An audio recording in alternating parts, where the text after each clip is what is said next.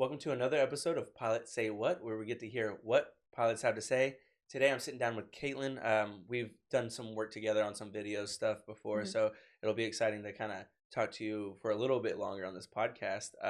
But Mhm. today I imagine we'll kind of talk about what it looks like getting started at a fast-paced program and working your way all the way through all the different ratings that we have to offer, especially here at Thrust. But hopefully this is great for anyone who is thinking about joining a accelerated flight training program or starting flight training in general, because I think a lot of this transfers over, and we here at Thrust work with our students a lot on things that are common challenges in all of aviation. So without any further ado, Katelyn, would you mind introducing yourself just to give the audience a little bit about yourself?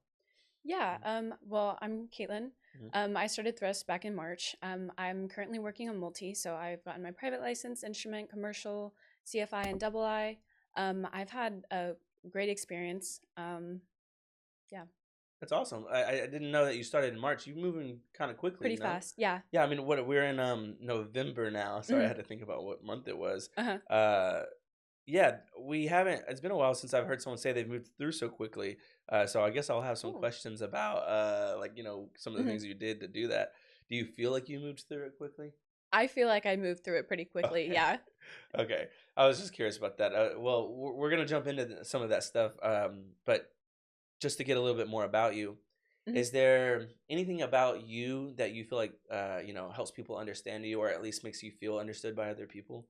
Or something like maybe you're outgoing, or maybe you're a hard worker, or something like that.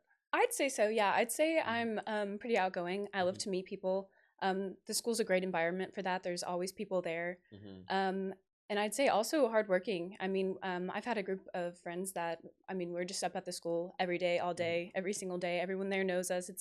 It's been really great. Hmm. And is there anything that maybe your closest friend would use to describe you, or something in that realm? Um, I'd say probably driven, maybe outgoing. Hmm.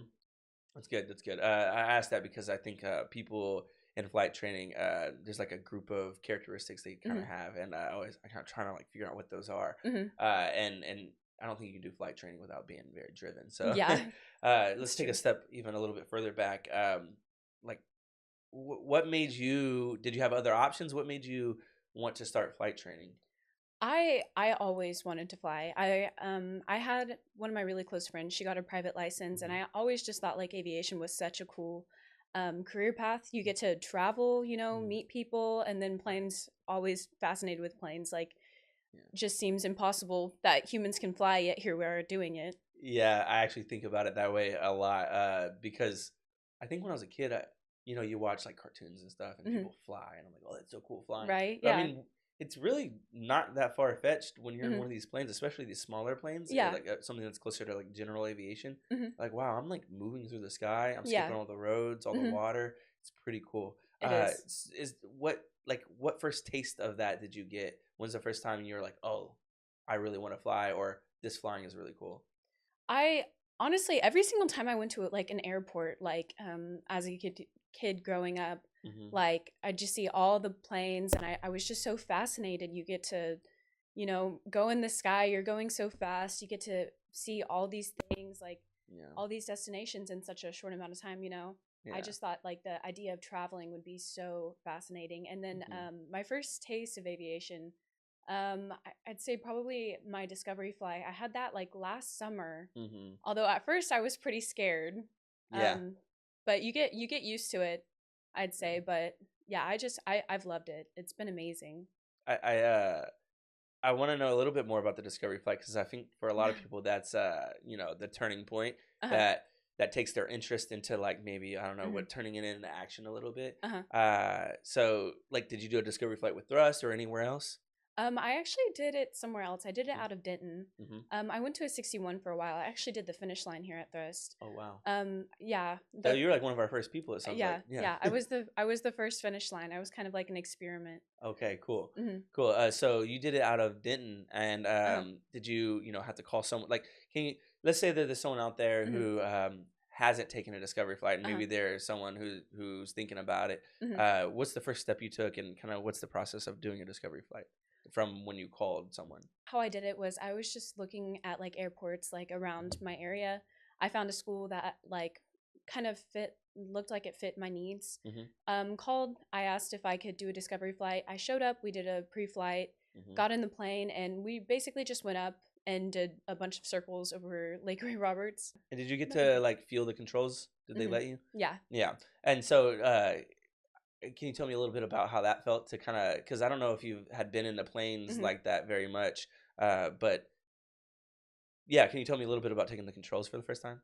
Yeah, yeah. Yeah. So usually on a discovery flight, they do let you take the controls. Like Mm-hmm. nothing crazy. They're not gonna like let you do the landing or anything, but they Mm-hmm. will just let you move the plane free will. And Mm-hmm. it was definitely a different experience. Mm-hmm. You really like you don't know what it feels like until you're actually in the Yeah. plane doing it. You're Yeah. like, okay, maybe this isn't too like crazy or anything. Like I can do this. Yeah.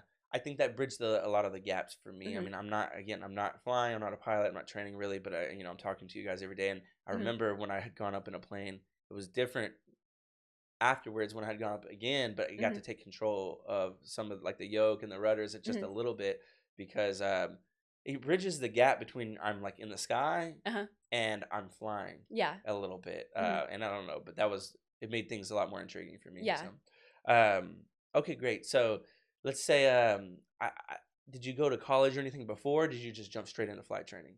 So I actually did go to college. I went Mhm. to NCTC for 2 years, got my associates in business, and then I was going to go fly with TWU. Mhm. And I talked to the like people running that program, and I just wanted to get through flight training in a decent amount of time. And Yeah. they told me that it was going to be 3 years to get to CFI. So after that, I actually I was like, okay, well maybe this isn't for me. I don't want to fly in college.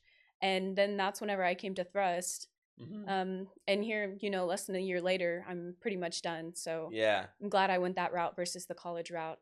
Right. And there's a lot to dive in there because now I hear that you considered the college Hmm. side of flying. You did experiment a little bit with the 61, it Hmm. seems like, and then you moved your way into thrust. Were Yeah, you doing 61 while you were in college? I was. Yeah. Gotcha. Can you tell me a little bit about that? Was that difficult? You don't have to bash anyone or anything like Hmm. that, but I was just wondering how that went. It was pretty difficult. I Hmm. was I was working, I was flying, and I was in college. So it was Okay. definitely a pretty busy schedule, and I Hmm. just didn't really have the time to focus on aviation in the way that you really have Hmm. to move through it. Hmm. I had actually been flying for about 10 months before I came to Thrust, and in those 10 months I got 80 hours. So I was flying 8 hours a month. Basically, though, you're like an 80-hour private student, and you're like something's got to give here. You find the finish line program at Thrust, and then you train for about 2 weeks, transferring over to like the avionics and new plane and stuff like that. And we wrap up your private in about 2 weeks. Yeah, so that's the goal of the finish line program for anyone who's listening and watching, and that's why we put it into place more officially after you, I guess.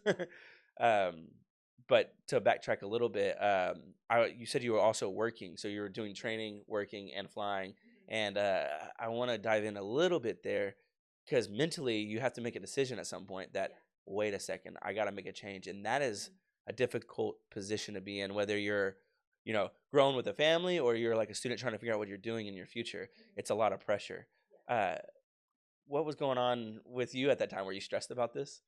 Yeah, I was so stressed about it. Yeah. I knew that I wanted to fly, and I knew that I didn't go to college for another 3 years, 4 years to get my CFI. So I actually enrolled in another semester of classes, and I like called my dad. I was like, I know I want to go to like an accelerated school. I want to get this done. Like I'm tired of Mm, flying on the back burner. Like I know right. that's what I want to do. Yeah. So it did feel like a quarter life crisis moment, but Yeah.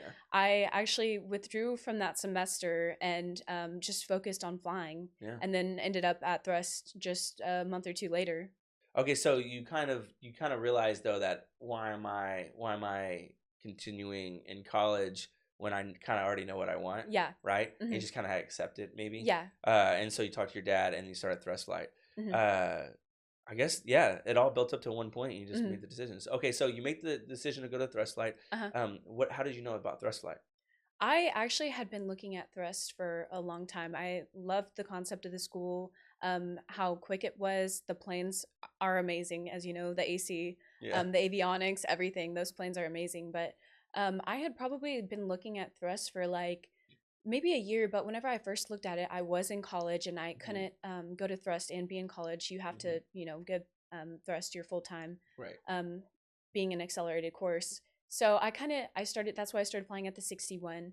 And Hmm. I just kind of mainly focused on like school. Like I didn't get to fly as much as I wanted to. Right. Um, and then I didn't want to come to Thrust with as many hours as I had, so I was trying to get my private license before I came to Thrust because I Mm. had been wanting to go forever. But so before you, when you had found out about Thrust, was it through Uh, social media or like through a friend or anything like that?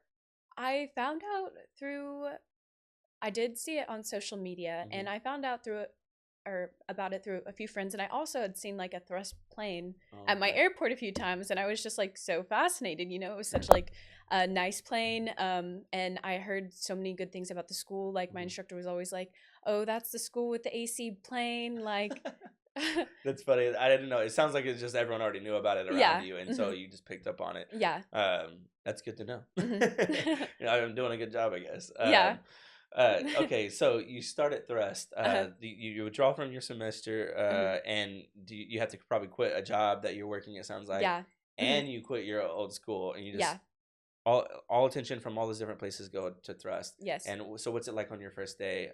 Well, you told me about how the first 2 weeks hmm you're finishing up your private. yeah. But what was it like adjusting to the atmosphere, and how was it different than what you were used to? It was very different. Such a change from the 61. At the 61 you don't see anyone, you never go to school. Like you show up, see your instructor and you leave. But Thrust, it's like you have all these people there all day willing to help you with literally anything. It's such Hmm. a great environment. You like study with your classes, you Hmm. have classes, which is nice. And the first 2 weeks were actually really difficult for me because I never had a ground in my 61. So my Oh, ground okay. was super weak, and here I am trying to finish up my private license, and I Hmm. felt like I didn't know anything. Okay, gotcha. Mhm. And first of all, that makes a lot of sense for you to get from March to November because you did Mhm. get a lot of the you broke the ice on a lot of stuff by Mhm. getting a lot of the so many hours Yeah. before you came. Mhm. But to your point, you had to catch up on the ground. Yeah. And so was that probably the most difficult part about starting here at Thrust? I'd say that was the most difficult part, Hmm. initially. Hmm.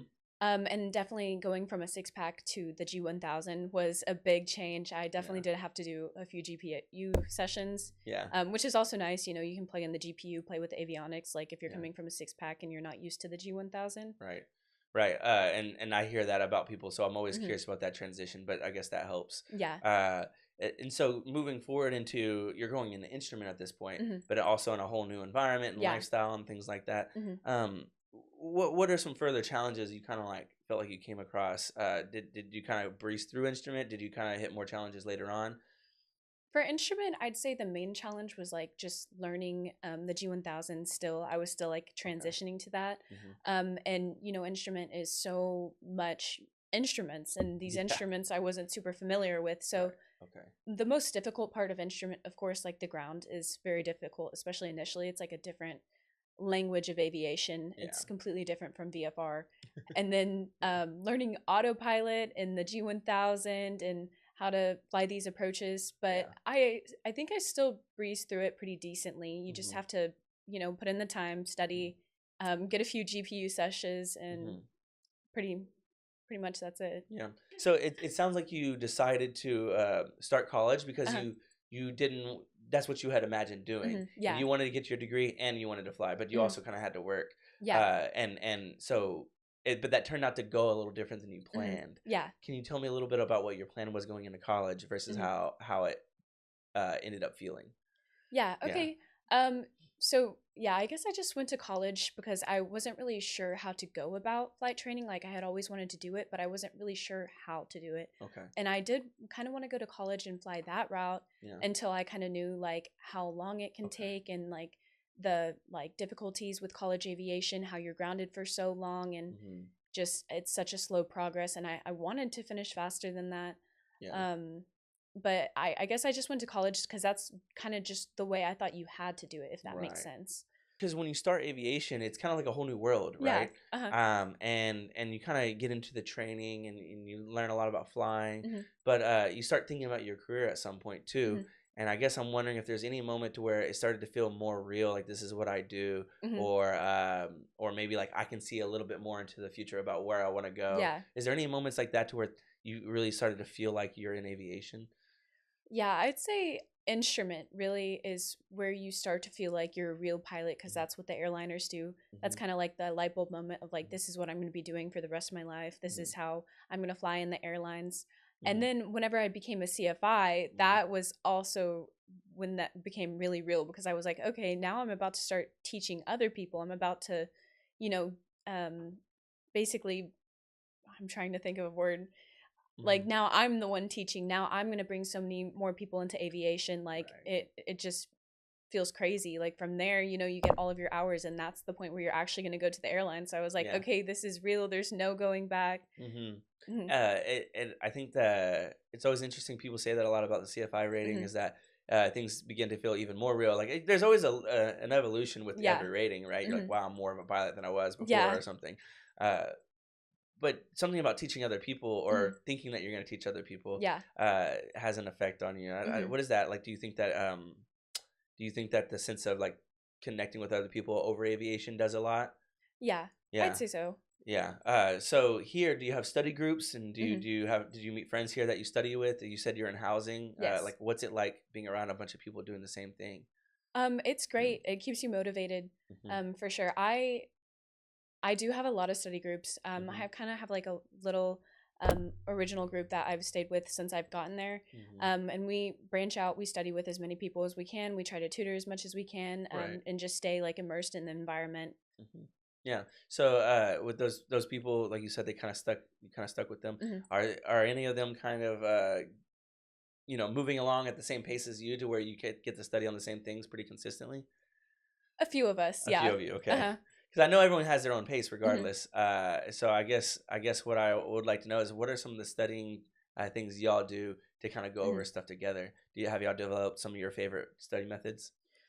I'd say the one that I found to be most effective Hmm. is like asking each other questions. Hmm. Like a lot of people know the material, but whenever you're sitting there getting asked questions, it's so different than just memorizing it. You have to know how to answer it, and that's like all aviation is. Hmm. Or not all of it, but that's a good portion is like Hmm. being asked questions. You have to be able to explain yourself. It's not like multiple choice. Yeah. So getting study groups, breaking down the material, and just sitting there asking each other questions, that's what I found to be the most effective. And that's what my group loves to do. We love to ask other people questions, Right. just really make your brain think. Hmm. And then for the CFIs, Hmm. do you kind of have to stick with one CFI, especially if you have questions and things like that? Hmm. Uh, how do you approach CFIs when you need them? How do we approach them? Yeah. We'll just go up to them. You Yeah. can find anyone. Everyone there, every CFI is always willing to help. They're willing to answer any of your questions. Hmm. So if we ever have a question, we just find a little group of them and we'll Yeah. see what everyone has to say. Yeah, Hmm. I'm big on that. I'm a big Hmm. question asker. Obviously, Yeah. that's what I'm doing here. But Uh-huh. the jobs I think I've stuck with the longest, or I've excelled at the most, have Hmm. been the ones where I didn't feel too uncomfortable going and asking lots of Yeah. questions because I'm Hmm. that kind of person. So that's good. That's why I like to ask that Yeah. question. What's your favorite part so far about flying, though? You've been Hmm. flying for a little while. You still seem like you like it. Yeah. Like what is it that kind of keeps you kind of going? And Hmm. is it just the industry, the planes, the flying itself, the Hmm. knowledge? Like, what is that? Um, I mean, I really love aviation. I think it's amazing. Every single time you go up, like you just see the world from such a different perspective. I Hmm. love flying the plane. I love landing the plane. It's just Hmm. such a like cool, rewarding feeling. Hmm. And just that like thought of like your future, like you're gonna get to travel, see all these cool places, be in a even cooler plane than the Piper Archer. Hmm. Such a promising, cool future. Yeah. It's really rewarding. It's amazing. eh, not everyone has a really like positive outlook all the time, Yeah. and it's easy to get maybe overwhelmed or Hmm. like even pessimistic or Yes. Yeah. second guess your decisions. Hmm. Have you done any of that? Definitely. Yeah. You Yeah. get a little burnout, especially when you're there all the time. You have to remember you need to take care of yourself. Yeah. You need to take a few breaks from school. I've had CFIs come up to me and be like, "Okay, you need to go home for the weekend and just chill. Like, take a break from aviation." And Yeah. you have to do it. Yeah. It's a lot of work. you got to remember to take care of yourself. Is there like a time where you kind of had to like force yourself to take a break?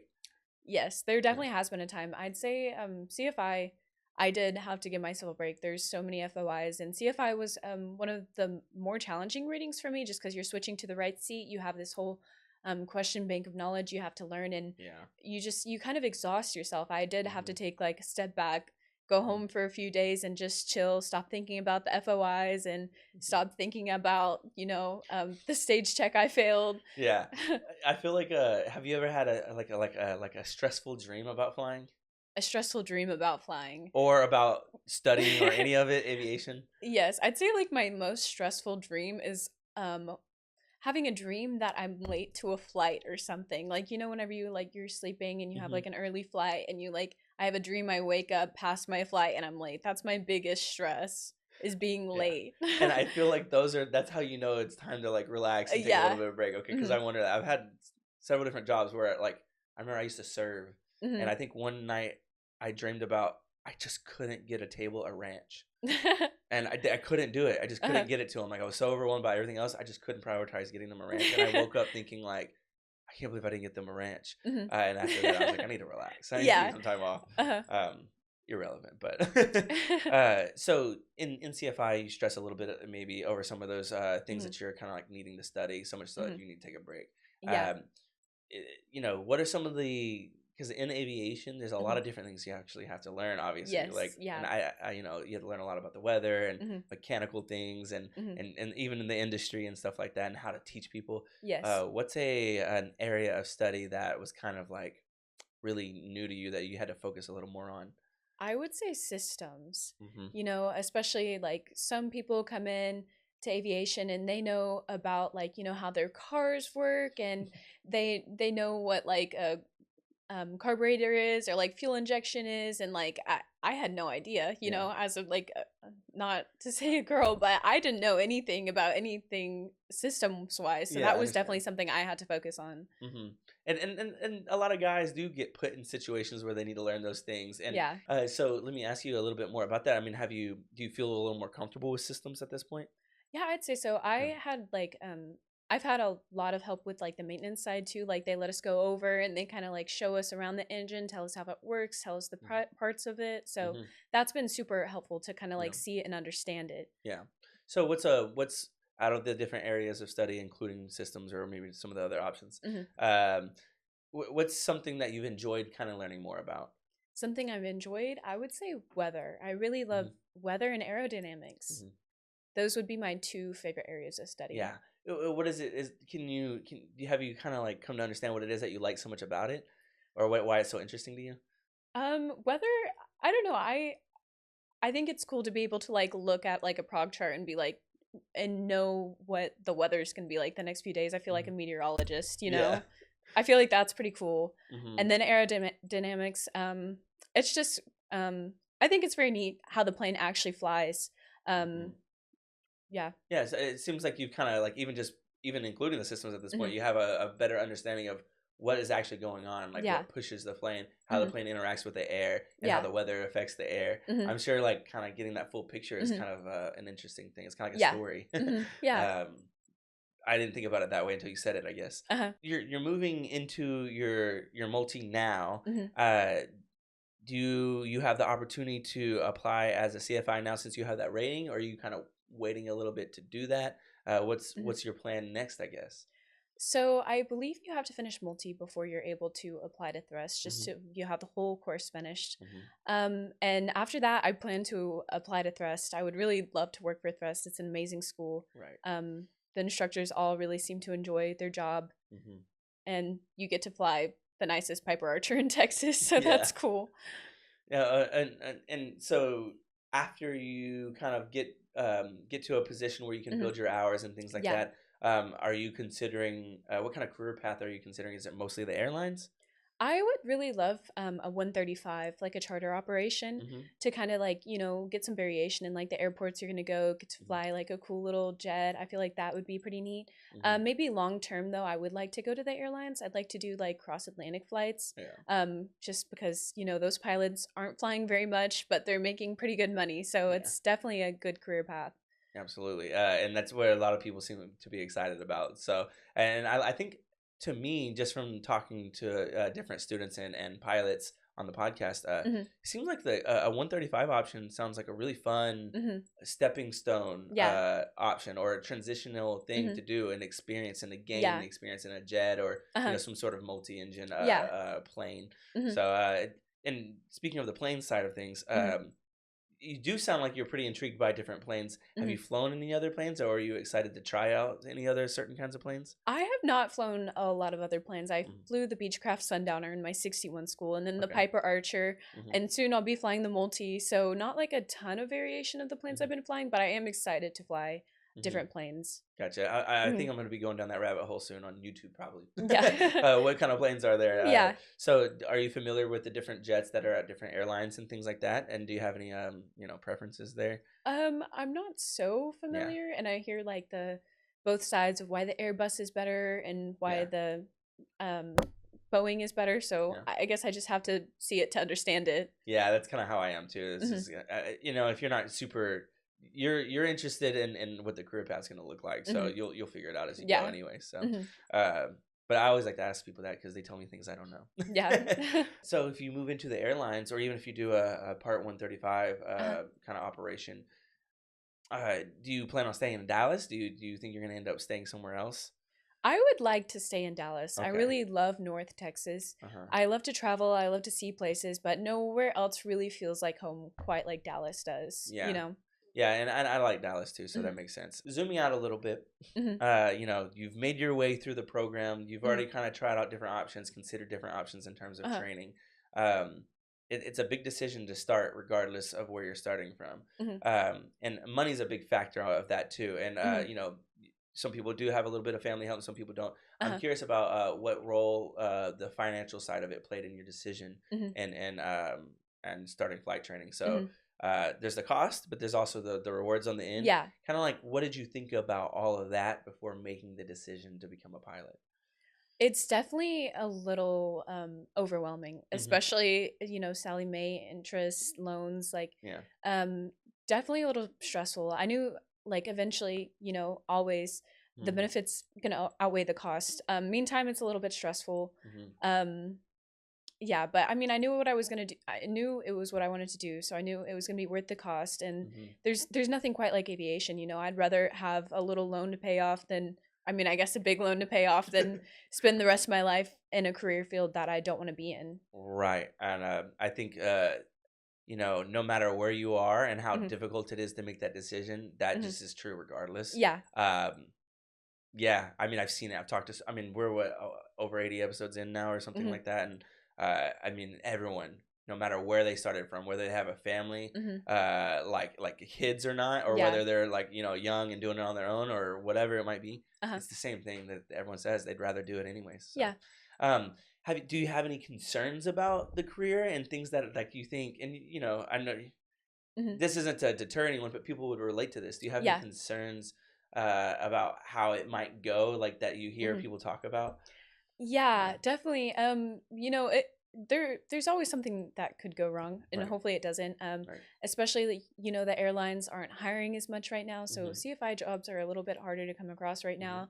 It is said that like 2026 they'll be hiring a little bit more, so I'm hoping some CFI jobs clear up. So hopefully I can get one, mm-hmm. because I'm at that point now where I need to find a job, get those hours. Yeah, Um, yeah, so I'd say finding a job right now is definitely one of the bigger concerns. right. Especially where you're at in your training, that's the next step for you. Yeah. As a CFI, did you imagine being a CFI when you started flight training, and Mhm. how do you think about that role? I knew I wanted to go the CFI route. Mm-hmm, It's definitely I'd say a better option. It looks better to the airlines, and mm-hmm, I'm excited to teach. mm-hmm, I have some students that I tutor, and it's very rewarding watching them like understand it and mm-hmm, become a bit closer to like truly understanding aviation. It's a very mm-hmm. rewarding position to be a CFI, and I'm excited for it. Yeah, a lot of people either I think a lot of people are worried about the Hmm. future of is it a good option to start flight training Hmm. right now? Would I be able to become a pilot? Hmm. And what's everything going to look like in the future? But you Uh-huh. seem like you still have optimism about Hmm. it. And I guess what I'm wanting to know is why? Like, why are you Mhm. not more concerned about things not working out in some sort of way? Like, what Mhm. keeps you optimistic about things actually working out? I'd say what keeps me the most optimistic is Hmm. knowing that, I mean, I'll be in a plane for the rest of my life. Everything, it'll work out if you really put the work in. Hmm. And I plan on doing that, Hmm. like here I am, all my ratings, I put the work in this far. It's all worked out this far. Yeah. So if I just continue to, I've just got to hope for the best, Yeah. you know? Yeah, and I think that's true. I Hmm. think that's true. I guess I always just like to know what Hmm. keeps people, Motivated. faithful to what they're doing. Yeah, Hmm. and so another thing that people tend to, be on the fence about Hmm. before starting flight training is whether or not they'll be able to do some of that hard work. Right? Yeah. Like, Hmm. can I commit without working? Yeah. And can I learn the things? Like, what if I'm Hmm. not smart enough or Yeah. something? What if I don't like the plain side of it? Hmm. What do you think about that? Did you have any of those concerns, or what would you say to someone who has them? I would say one of my bigger concerns is like, what if I'm not smart enough for it? Whenever you first Mm-hmm. get in, it's so much information to digest. It's Mm-hmm. definitely a lot. Mm-hmm. But I mean, what I would say is like, it the longer you work at it, like it's one step at a time, and the longer you work at it, the easier it becomes, and the more you start to understand it. Mm-hmm. And flying wise, if you are nervous about not being good in the plane, Mm-hmm. I'd say definitely do a discovery flight. See how you feel about it. See if this is really what you want to do. Right. Right. Yeah. And for someone who is maybe getting to a place in their training and is feeling like, man, this is really tough right now, Hmm. and maybe it's because they don't, maybe they're struggling, maybe they failed a test once or Hmm. twice, or messed up on a stage Hmm. check, or they're just not feeling super confident. Hmm. Do you have any, maybe words for someone like that? Yeah. And that's kind of broad, so it might be Hmm. difficult, but I'm curious about what you would maybe say to someone who's just, I'm not confident right now. Yeah, yeah. Yeah. Well, I definitely first start off by saying, take care of yourself. Go do something you enjoy. Stop thinking about aviation for a day or two. Hmm. And second off, like we're all gonna fail stage checks. Like I Hmm. see people beat themselves up so hard for a fail over a stage check, but it's better to fail a stage check than a check ride. I'd say just Yeah. don't be too hard on yourself. We all fail. Even your best students, you're gonna see them fail. Like Hmm. I've failed stage checks. We Hmm. all fail. Um, Hmm. so just don't beat yourself up too much. Don't be too hard on yourself. No, it's just another opportunity to learn. You're never going to make that mistake again. Absolutely. So Yeah. now you know. And so, if I may ask, then maybe one of those things you might have felt in the flying sense that you had to overcome. What was one of those? Is it a maneuver thing? Was it like a landing thing? What were some of those things? I'd say landings is the number one thing. And did you pinpoint what was kind of holding you back on your landings at Um, any point, or one of the things that were holding you back? yeah, honestly, so for the soft field landing, Mm-hmm. you hear people say like, look at the end of the runway, look at the end of the runway, but you want to look right in front of you. But whenever I heard that for the millionth time, Mm-hmm. I actually tried it, and it really did help. So you're saying like naturally you kept wanting to look right in front of you, Mhm. but like they say to look at the end of the runway. Yeah. Okay, gotcha. Mhm. So what was it like trying it when you actually tried it? Like, It's what were you thinking, and how did that go? you just have to like slowly transition your eyes to right in front of you, to like right at the end of the runway, and it just feels like a little unnatural because I want to see where I'm going, like a car, Right. you want to look right in front of you, not at the end of the road. Mm-hmm. um but I finally tried that, and it feels a little weird, a little unnatural, but it really does help, and it keeps your focus on the horizon, so Mm-hmm. like where to keep your nose so you're not Mm-hmm. over flaring or under flaring. Mm. Because do you think that the reason maybe you're so tempted to look right in front of you is because you're literally thinking about the tires and the ground, kind of in Yeah. your mind? Hmm. I wonder what the difference is. You're kind of just letting go of that thought and thinking, Hmm. I'm gonna follow the procedure and look at the horizon and Hmm. pay attention to my nose. Hmm. Gotcha. Because that's what you can actually see. You can't Yeah. see the ground right in front of you. Hmm. You can't see the tires. Yeah. So that makes sense. Gotcha. It sounds like landing is like the undisputed, Hmm. like who can land the best. That's kind Yeah. of the thing, Hmm. right? Because I think about video games. I don't really play a lot of video games Hmm. because I'm not very good at them. But Hmm. when I do play them, I want to try over and over again until I get better at the thing I'm Yeah. doing. Hmm. And it kind of sounds like landing is that. It is. Yeah. Yeah. So I always wonder. Do you have any other piece of advice that you would like to drill home in people about landing? Yes, Yeah. for sure. Know how to feel the plane and ground effect. Hmm. I like I've been told, and I have done this with another instructor. It's super useful to fly. Just do a low pass. Sorry, fly and ground effect over the runway, and it helps you feel what the plane feels like because it does feel different in ground effect. You have Hmm. a little bit better performance. Just that induced drag is being interrupted by the ground. So Hmm. just know what that feels like. Um, I never thought about that. No one said that. I didn't think about the induced drag being uh-huh, interrupted by the ground, and uh-huh, how that's different than when you're in the sky, uh-huh. and the fact that you can't necessarily. That's a good reason. Like, you don't have much of a good reason to take that into account Mhm. when you're landing if you're not used to it if you're not even aware of it in the first place, Uh-huh. and you might be thinking it's going to perform this similarly. Mhm. Um, yeah, so that's interesting. Yeah. So you would say that maybe one piece of advice is to like get used to the way ground effect feels Yeah, and do yeah. that flyover, like you said. Yeah, do that low pass. Low Know what it pass. feels like. Mhm, And another one I would say is for your short fields. mhm, In the in the maneuvers guide, it says keep 61. It is really helpful to keep 61 because then you're not going to float way past your point. mhm. And so, do people just not focus on keeping 61, or Mhm. is there something that kind of makes it hard to do that?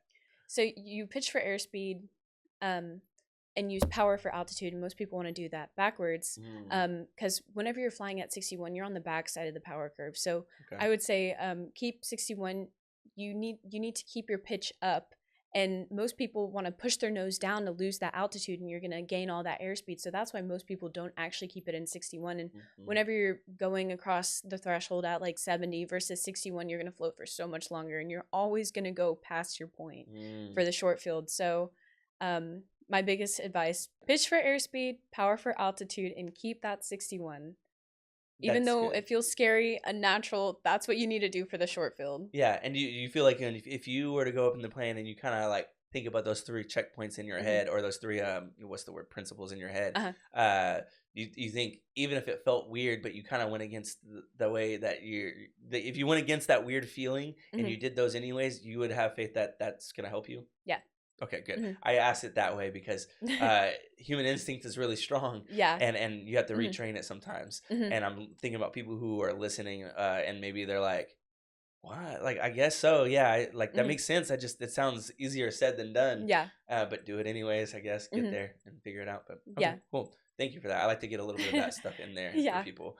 Um, well, I think we've covered a lot of good things here. Hmm. Okay, so one of the questions I have for you is when you're in CFI, is there something that you're most excited to kind of help someone learn about or overcome? Hmm. Maybe because it's something you struggled with, or you see other people struggling with it. Hmm.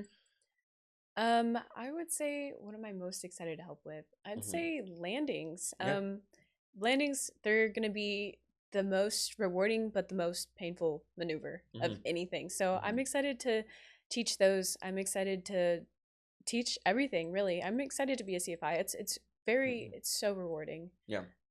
I'm really excited for it. Yeah, gotcha. And I'll be excited to maybe have you back on Yeah. when you kind of get into that position, because Uh-huh. I want to hear about the transition, Hmm. and I think everyone would like to hear a little bit about, like, what it looks like now that you're there, kind of Uh-huh. thing. So maybe a handful of months down the road, Hmm. we'll get in touch with you again and be like, Yeah. where are you at, and do you want to come in, that Yeah. sort of thing. I'd love But to. hey, I appreciate you Uh-huh. for joining us on this episode of Pilots Say What, where we get to hear what Uh-huh. pilots have to say. And congratulations so far on your Hmm. journey, and I know there's a lot more to go. Hmm. But it sounds like you've kind of got a good head on your shoulders about it all. Thank you. So that'll be good Hmm. to hear more down the road. Do you have anything else to share with anyone who's listening, and is considering starting flight training but doesn't even know what's holding them back yet? Yeah, I'd say go look at the schools in your area, explore some options, talk to them, Hmm. get a few students aside, see what their honest opinion of the school is. Hmm. You only hear really like what the marketing team has to say. Ask Yeah. some students, Yeah. see what their experience is. Do your research. Yeah. If you're thinking about college aviation, consider if you really want to take the 4 year college route, or if you'd rather just get time building. Yeah. Yeah. I didn't know that at the time. I feel like I wasted a few years, Yeah. but I mean, never wasted. But I know what you mean, though. Now you're somewhere where you really know you want yeah. to be. So, Uh-huh. uh, well, just one follow up question then is: Uh-huh. how does someone start a conversation with someone they don't know who is Mhm. either a student, a CFI, or a pilot, or Mhm. all of them were pilots? But Mhm. my point is how does someone start a conversation with someone they don't know, whether it be in person or Mhm. online? How do they find them, and how do they start that conversation? What do It you think, anyways? What do I think? Well, Yeah. it's actually happened to me a good amount of times. I've had a Hmm. lot of people contact me about this. Hmm. Just go to them, tell them like what you want to do, your interests, Hmm. and ask them like their honest experience with the Hmm. school that they're at. And most people, they're willing to talk to you. They want to share their experience. Hmm. We all love aviation, and we want to share that. Yeah. Yeah, and I guess I'll ask you then, like, how did Mhm. it feel when they reached out to you, and how did you respond? Do you answer all your messages or Mhm. something like that? Yeah, Yeah. yeah. Anytime someone asks me about aviation, I try to answer them Hmm. as honestly as I can. Hmm. And You don't feel answer burdened by it too much? no, Okay, I good. enjoy it. Hmm. I had a few people who did the same for me, so I like to do it for other people. And Okay. it's worked out for me, so I hope Hmm. it works out for everyone. I want to answer their questions honestly and give them any advice that they need. Yeah. Hmm. It's easy. When I was younger, I was really hesitant to ask questions from people who were, further along Hmm. on something that I was trying to do. Because Uh-huh. one, I was stubborn and I wanted to do it myself. Yeah. I should have been more resourceful, and now Hmm. I tend to try to be that way the older I've gotten. But Yeah. secondly, I also always feared that maybe I was bothering them, Hmm. and it's just not the case typically. Especially Yeah. in aviation, Hmm. people like what they're doing; they want to Yeah. talk about it. Yeah. Well, Hmm. thank you for joining us again. Yeah. If anyone's listening and you're still here, I'm assuming that you liked it enough to get to this point. So please rate our podcast on the streaming platform you're on, and if you're on YouTube, like, comment, subscribe. You know how it goes; it really helps us out. And if you have any questions for Katelyn, I'm sure you'll see the Hmm. comments because I'm sure you'll check out the video when we Yeah. post it. So maybe you'll be able to answer those. Hmm. And we always get a good conversation going there. So, participate in the community that we have online. Otherwise, look up your local flight school, schedule a discovery flight or a tour. If Thrust Flight's anywhere near you, we would love to just meet you and show you what we have to offer. And if you're listening for the first time, know that we do this every week, and we'll see you again on Pilots Say What, where we get to hear what pilots have to say. And yeah, we'll talk to you again soon. Thank you.